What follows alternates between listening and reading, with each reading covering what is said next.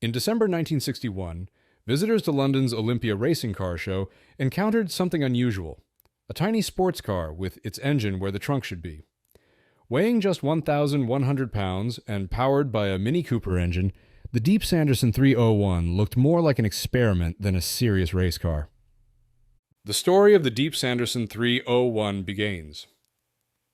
In the early 1960s, Chris Lawrence, a British racing driver and engineer, had already made a name for himself through his company Lawrence Tune, which specialized in enhancing Morgan sports cars.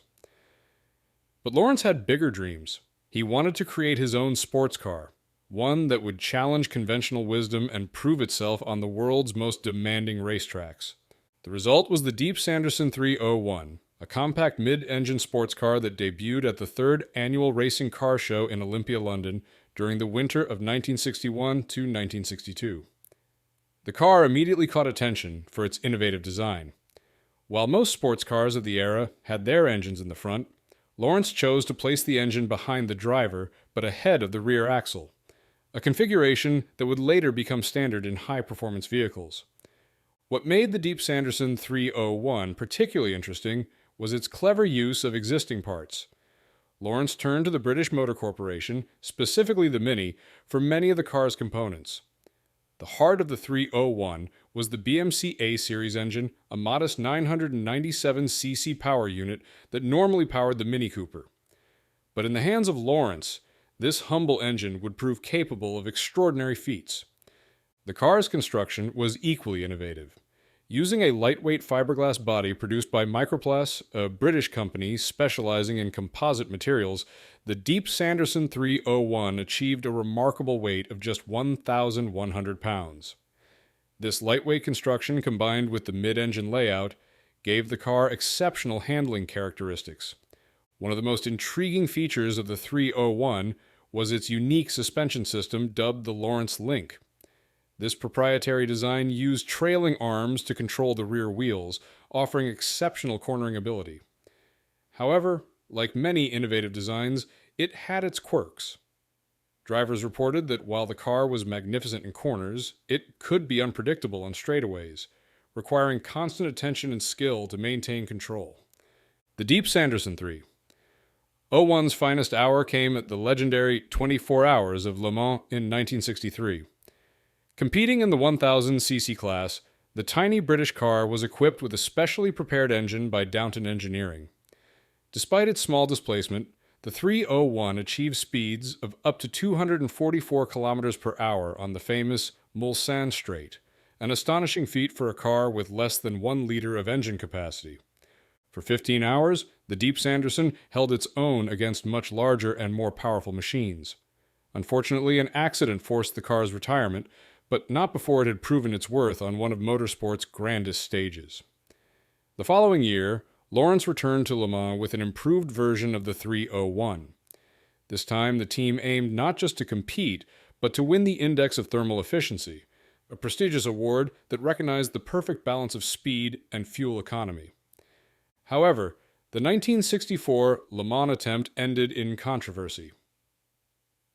The Deep Sanderson was disqualified in what many believe was a result of political maneuvering by competitors, particularly Italian manufacturer Carlo Abarth, whose cars were being outpaced by the small British contender.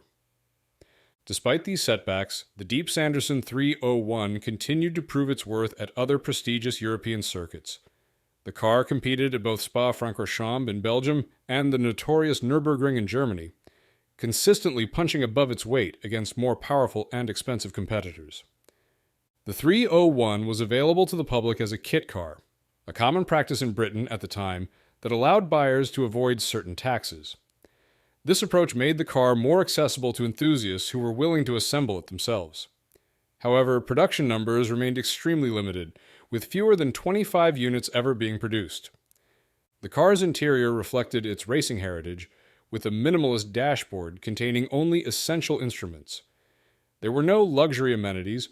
Every component was chosen with performance and weight reduction in mind.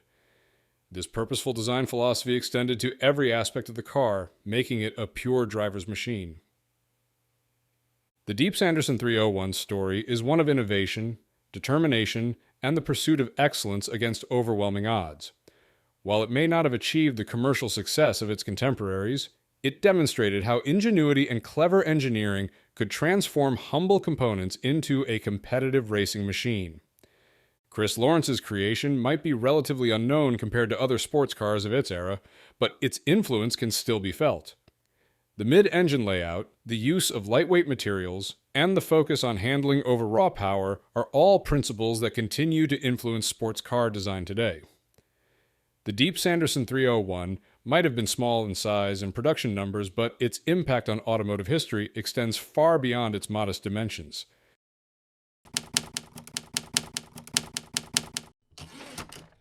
From the post-war streets of Reading, Berkshire, England, emerged a fascinating chapter in British automotive history.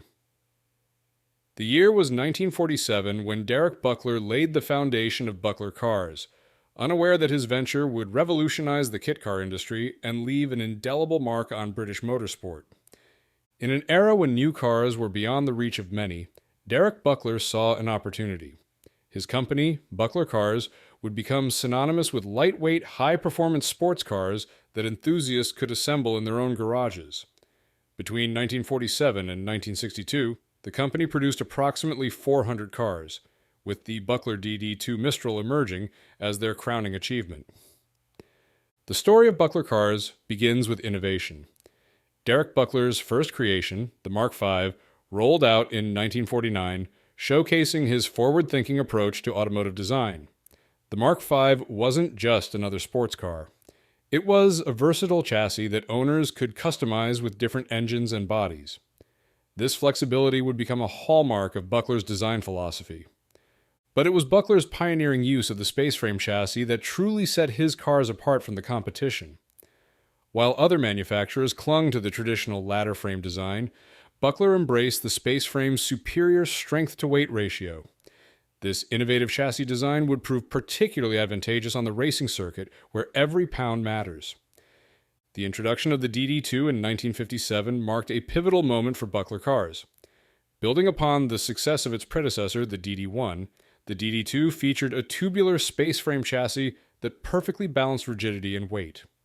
The car's engine bay was designed to accommodate various power plants up to 2 liters, with the Ford 1172cc side valve engine being a popular choice among buyers. For those seeking additional performance, the Coventry Climax FWA engine offered an enticing alternative. Perhaps the DD2's most striking feature was its Mistral body. Created by British firm Microplas, specialists in glass-reinforced plastic bodies, the Mistral shell wrapped the DD2's mechanical components in sleek, aerodynamic lines. The body was perfectly proportioned for the car's 7'6" wheelbase, creating a harmonious blend of form and function. The DD2's suspension system showcased Buckler's commitment to customization and performance. The front featured independent suspension with coil springs and telescopic shock absorbers, while buyers could choose between a live axle or the more sophisticated Dadion rear suspension. The latter option, complete with inboard disc brakes, reduced unsprung weight and enhanced handling characteristics, making the DD2 a formidable presence on race day. Speaking of racing, the DD2's impressive power-to-weight ratio made it a force to be reckoned with in British club racing. When equipped with the Coventry Climax engine, the DD2 could produce approximately 130 brake horsepower. Considering the car's weight of less than 500 kilograms, this resulted in exhilarating performance. The car's close-ratio gearboxes, developed in-house by Buckler, further enhanced its racing capabilities. The DD2 proved particularly adept at hill climbs, circuit racing, and club-level motorsport events.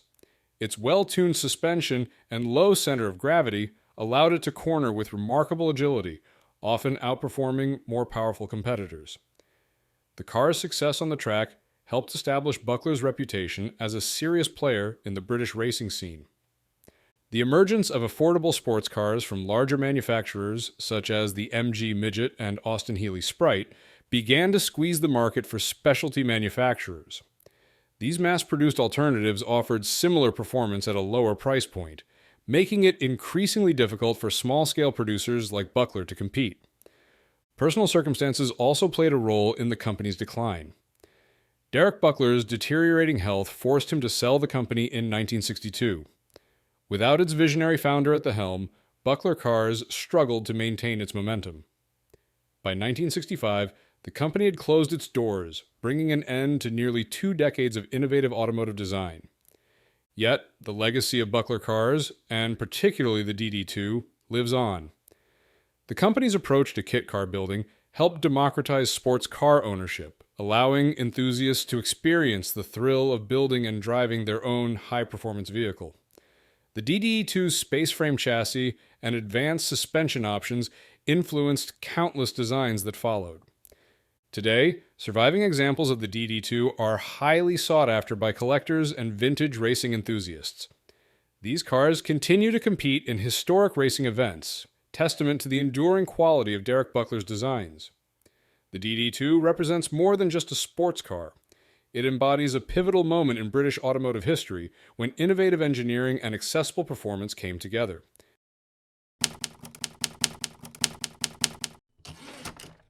In the shadows of Britain's post-war automotive renaissance, one peculiar prototype stands forgotten, the Fisker Sprint of 1958.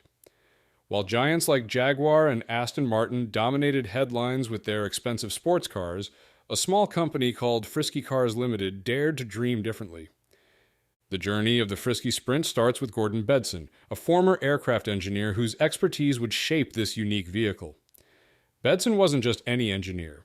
His credentials included work on the Kieft 500, a successful racing car that had been piloted by none other than Stirling Moss. This experience would prove invaluable as he set out to create something extraordinary, a sports car that could deliver high-performance thrills at a price point accessible to the average British motorist. Bedson didn't work alone. He joined forces with Keith Peckmore, a development engineer who shared his vision for high-performance automobiles. Together, they aimed to bridge the gap between everyday transportation and the exciting world of sports cars. Their creation would need to be lightweight, agile, and most importantly, affordable, a challenging combination that would push the boundaries of automotive design. The Fisker Sprint made its grand debut at the 1958 Earl's Court Motor Show in London. The car's appearance was nothing short of revolutionary, especially when compared to Frisker's usual offerings. Its low-slung profile and racing-inspired design turned heads and captured imaginations. This wasn't just another microcar. This was a statement of intent from a company looking to redefine what was possible in the affordable sports car segment. The technical specifications of the Fisker Sprint revealed the ingenuity of its creators. At its heart was a 492cc, 3-cylinder, 2-stroke Excelsior engine. While 34 horsepower might sound modest by today's standards, it was enough to propel this lightweight machine to speeds of up to 90 miles per hour. The rear-wheel drive configuration and rear engine layout followed the traditional sports car formula, but the execution was anything but conventional. The car's body was a masterpiece of weight-saving design. Drawing from his aircraft engineering background, Bedson implemented innovative lightweight construction techniques. The Fisker Sprint featured unique fold-down half doors, a frameless windshield, and an aerodynamic headrest integrated into the rear deck. All elements more commonly found on purpose-built racing cars than road-going vehicles. Perhaps the most significant technical achievement was the Sprint's advanced independent suspension system. This wasn't just any suspension setup, it was derived directly from the Kieft 500 racing cars. This sophisticated system allowed each wheel to respond independently to road conditions, promising handling characteristics that would rival much more expensive sports cars of the era. However, the story of the Fisker Sprint is also a cautionary tale about the challenges faced by small automotive manufacturers. Despite the positive reception at the Earl's Court Motor Show and genuine interest from potential buyers, the road to production proved insurmountable. Fisker Cars Limited found itself caught in a perfect storm of financial difficulties and technical challenges. The innovative features that made the Sprint so exciting also presented significant hurdles. The fold-down half doors, while visually striking, raised serious safety concerns. The frameless windshield, though aerodynamically efficient, struggled to meet road safety standards.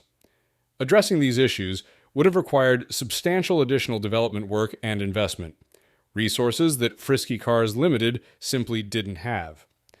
By 1959, the dream of the Fisker Sprint was fading. The company was facing financial collapse, and the project's key figures, Gordon Bedson and Keith Peckmore, made the difficult decision to leave Britain entirely. They relocated to Australia, where they found a new opportunity with Harold Lightburn, an entrepreneur who shared their vision for innovative automobiles. In Australia, elements of the Fisker Sprint's DNA would live on in the Lightburn Zeta Sports.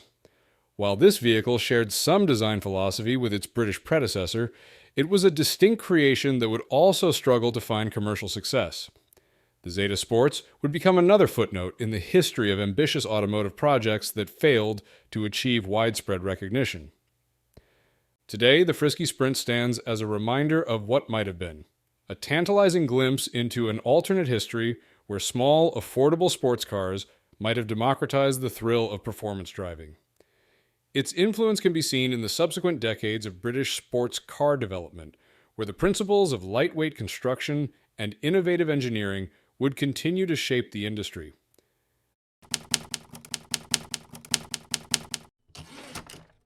The story of the Ashley Sportiva begins in the quaint town of Woodford Green, Essex, where an innovative company called Ashley Laminates emerged in the golden age of British sports cars.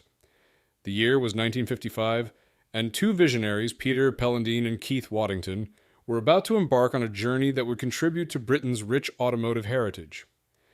In the early days, Ashley Laminates operated from a modest garage near the Robin Hood Inn in Loughton, Essex.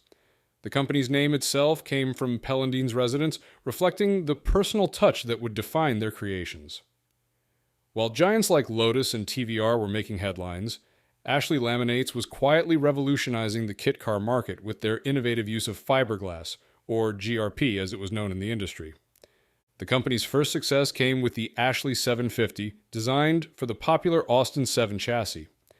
However, fate had different plans when in late 1956, Peter Pellandine decided to venture out on his own, founding Falcon Shells and taking with him the rights to the 750's short wheelbase version.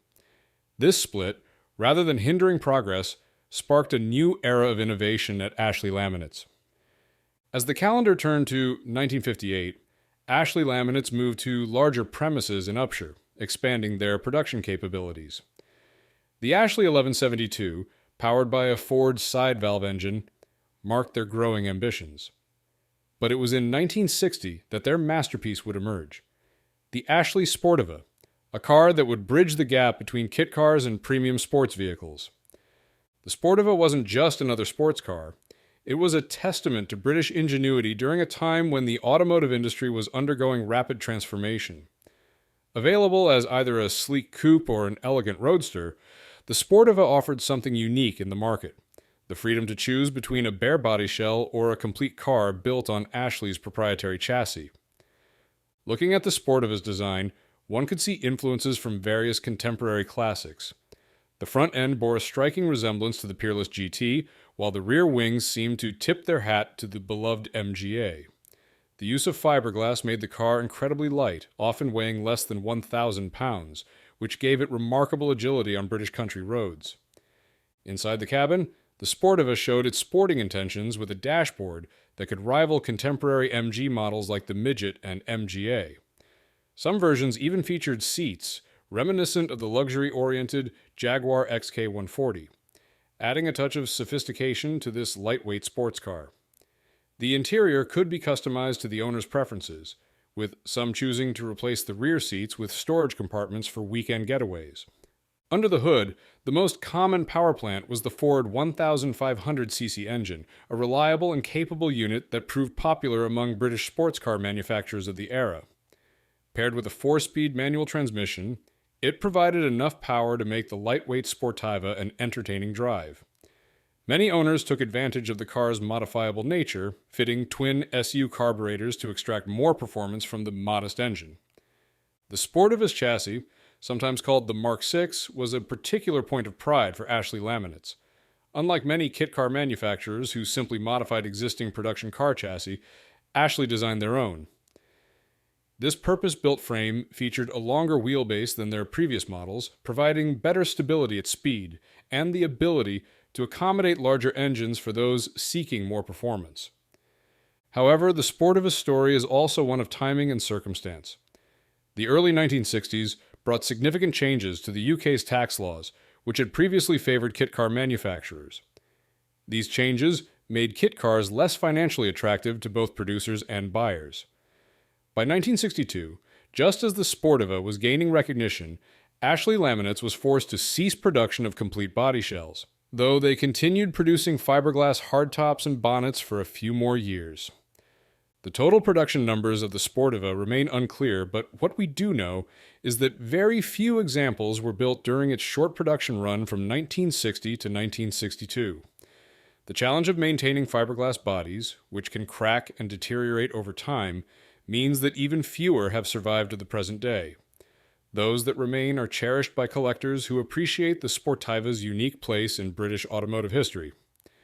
Today, the Ashley Sportiva stands as a reminder of a time when small British manufacturers could compete with established brands through innovation and customization.